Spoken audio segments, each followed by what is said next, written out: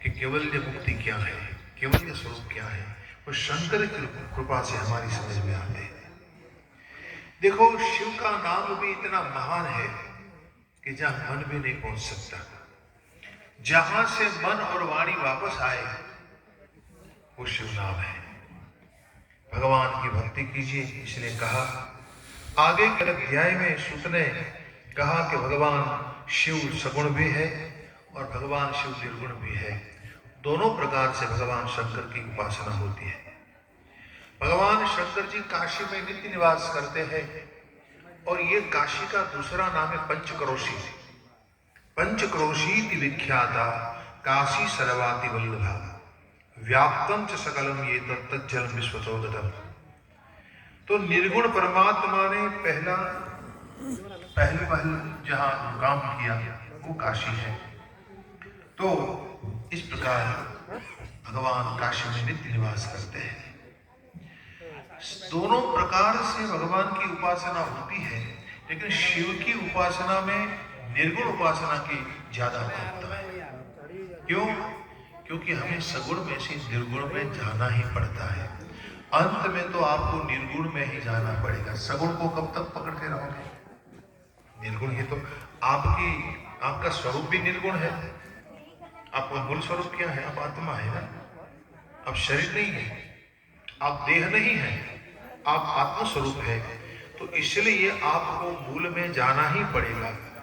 तो भगवान शंकर जी सबकी जड़ है, सबका बीज है, और इसलिए भगवान शंकर की निर्गुण उपासना होती है। ये पूरा संसार शिवमय है। व्यास ने कहा कि पूरा जगत शंकर का ही स्वरूप है। ये शिव कैसे है ये सब जानते हैं, लेकिन उसको कोई नहीं जानता। भगवान शंकर जी सबको जानते हैं, लेकिन हम शंकर को नहीं जानते।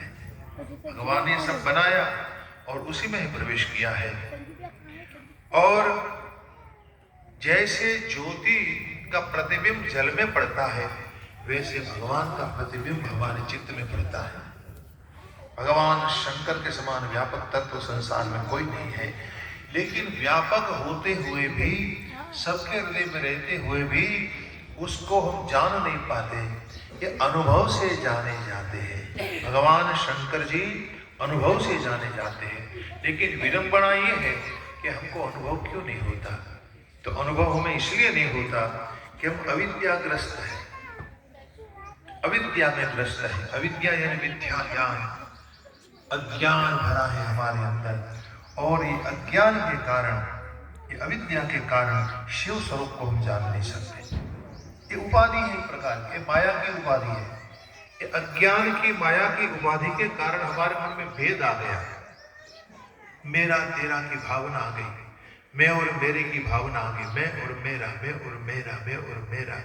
और ये जो है अज्ञान, वो कभी मिटता नहीं है। और ये अज्ञान के कारण ही शिव से जीव का भेद दिखाई देता है, वरना शिव और जीव दोनों एक है।